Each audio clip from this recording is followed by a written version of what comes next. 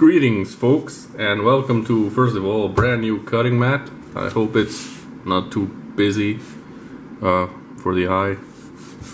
I just picked it up at like a dollar store or Poundland or whatever you like to call it, but in Iceland it's called Tiger, a Scandinavian chain of cheap products.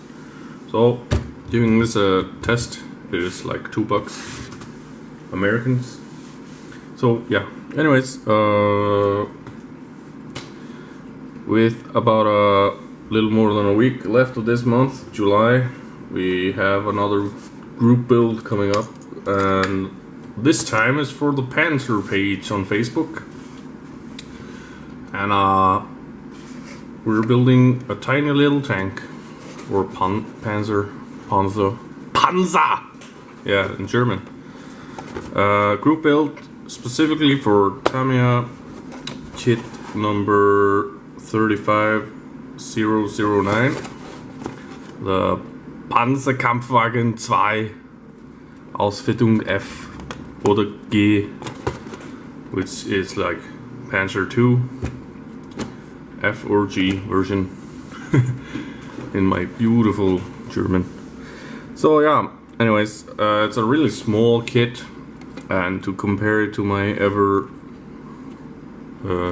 size comparing T-34, the box barely would fit this.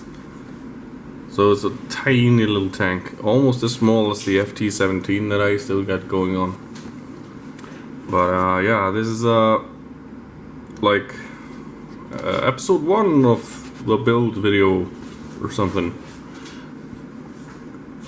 where we're just gonna take a look in the box. Now this is a very old kit, so there's like a million other videos out there on the YouTubes with in-box reviews and stuff like that. But of course I can't skip that in my own build series of this tiny little Panzer. And it comes with 4 figures and a commander. So yeah, you can do like a little diorama if you wish, but without doing my research, I would say that these figures would only fit a Africa Corps diorama, as they have like shorts on.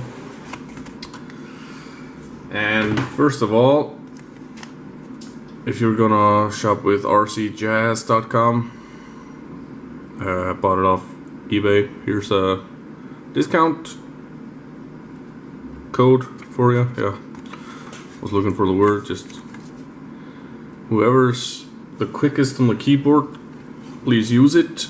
I'm not gonna shop there again, even though I highly recommend the seller. I got this from Hong Kong to Iceland in like less than 2 weeks. So yeah, first of all, we have the upper hull. I'm just gonna pull this thing out of the bag, or box even. Lower hull bag with 4 sprues, it looks like, and some rubber tracks, and we have instructions in English, paint guide in Japanese, and instructions in Japanese as well, and a typical Tamiya box. And I forget just how old this thing is, but it's a pretty old kit, but pretty fun one though to build, I'm told. I've been wanting to buy it for a long time now, and so yeah, this group build is the perfect excuse to build it. So yeah, we don't need the Japanese instructions, I guess. And the paint guide shows you that you have yeah, 1, 2, 3, 4, 5 different versions to build from this tank. And I've been looking at this a bit online, and I guess I want to build this one from the 18th Panzer Division, simply because it's gray and I want to build a gray Panzer, and it has a skull insignia, and skulls are cool, like, you know, like everybody knows. And here we have the DAC box art version. which I'm not gonna do. And then the other ones that I have put zero research into, so I don't know what colors they're supposed to be, because this is all in Japanese, and there's no callouts for Tamiya paints or nothing. But as you can see, this is a G version, this is a G version, the DAC version is an F without the storage box behind it, even though, and I found this a bit amusing, the box art of the DAC tank is clearly a G version with the storage box behind there. Or if it's not even a storage box, at least it's a box. So yeah, so we're building the 18th Panzer Division G version, which I like. And I found some pictures online of like Panzer IIIs from the 18th Division, and they look pretty cool in German gray. So yeah, I don't think I can zoom you guys out anymore. This is as far as it goes.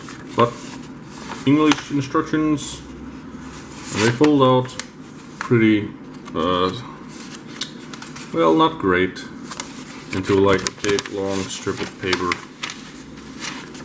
like that.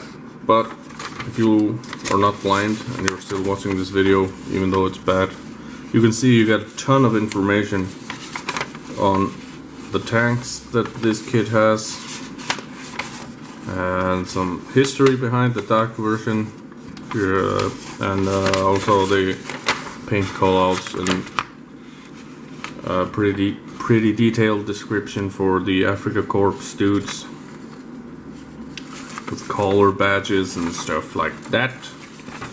And flip it over and you have like a pretty typical old Japanese style instructions with some more information about the kit here, and it's really helpful to read all this, because they have some tips and tricks on how to assemble the kit sometimes, like what you should take care or be mindful of and stuff. But yeah, it looks like a simple, easy Tamiya kit, as per Tamiya usual.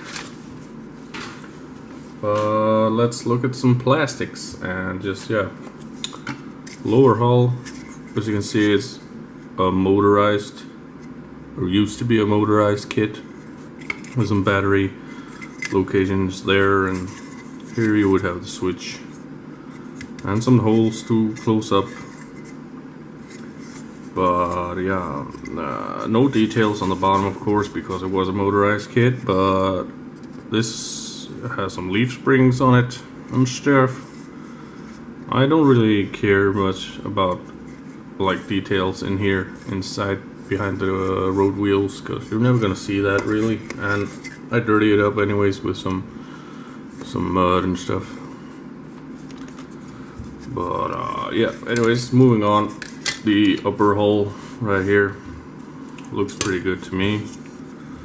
Really small, and you can't really tell how old this kit is, I think, because you got all very crisp details here. There are some sprue gates here that you need to clean up, even though it's not on the sprue. But yeah, I'm hoping this is going to be a fun kit to build. As you can see, the finished product is going to be quite small compared to the T-34, which I think is a small tank. But then again, I haven't really built that many tank models. And compared to a T-90, real quick, which is a modern tank, it is, yeah, the turret alone is almost bigger than the entire Panzer II. But yeah, going off topic here, I think. Let's open up some bag of sprues, even in plural. You got the typical Tamiya bag with staples right there, which aren't that fun. But hey, what are you gonna do? Oh shit, knock the camera around.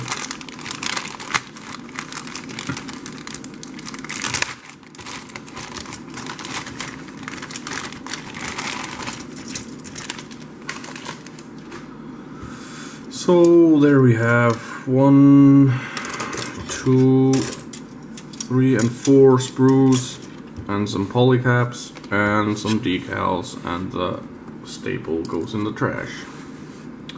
Now the decals look pretty standard Tamiya. These are 2001 print, so there shouldn't be too bad, but they're not great either. They're kind of thick. And the carrier film protrudes a little bit, but you ain't never gonna see that once you put some decaling solutions on there and that kind of stuff, and clear coats and whatnots.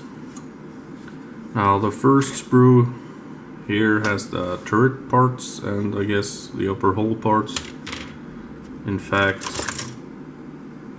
there's only 2 sprues for the tank, and 2 sprues are just the figures.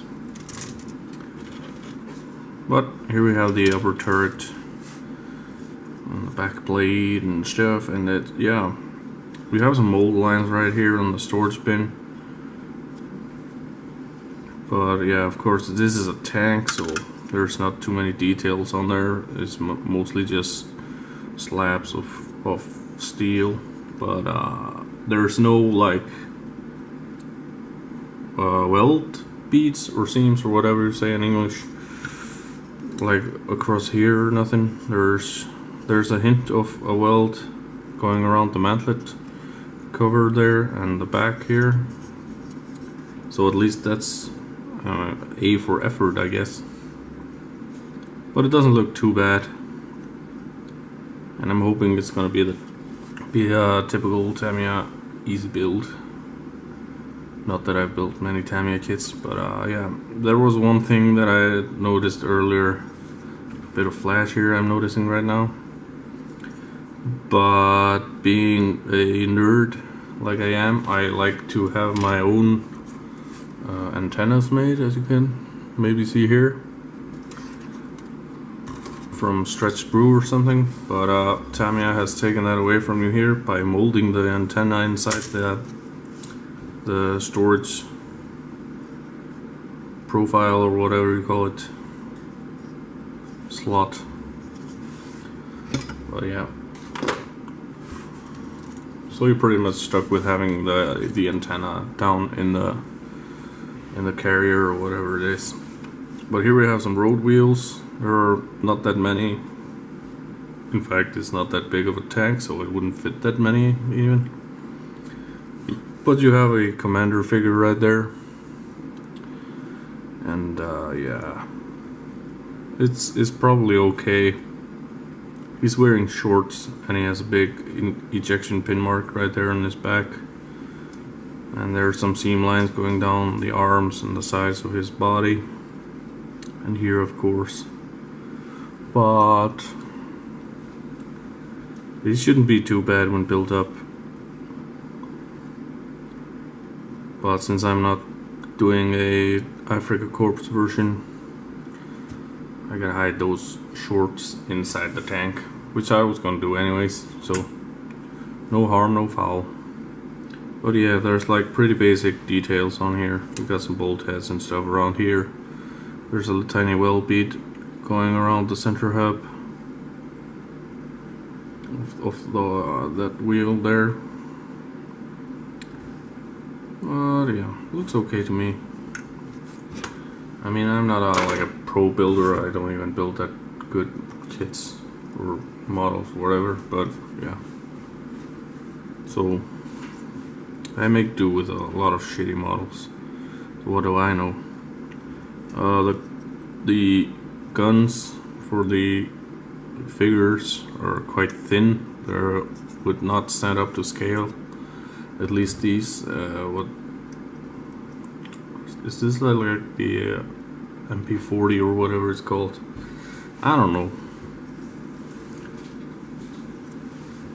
But yeah, these two look okay. They're thicker at least around here, so they're believable. And then we have some stands for the figures, and we got some helmets for the figures. These are the typical Jerry helmets. And then we have some Africa helmets as well, if you want to do that, but only a couple. And then we got some stowage for the tank and bags and stuff like that.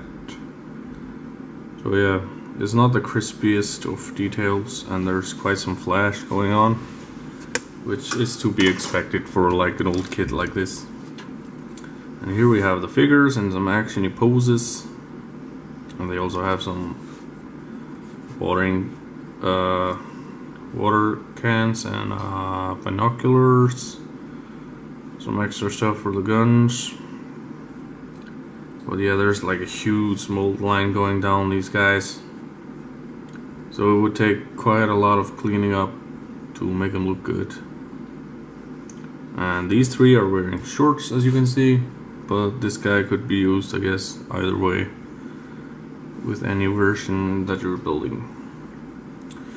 But I still gotta make some research. I might even paint those up just for the heck of it, even though they're wearing shorts. I mean, it could be a hot day in Germany. And yeah, that's all the sprues, I guess. And the tracks, they are, yeah, rubber tracks. Nothing to write home about, nothing to tell your mom about even. But they'll do for me. If you're like a bit more ambitious builder than me, you might want to replace those with some aftermarket parts. But yeah, this looks okay for me to build,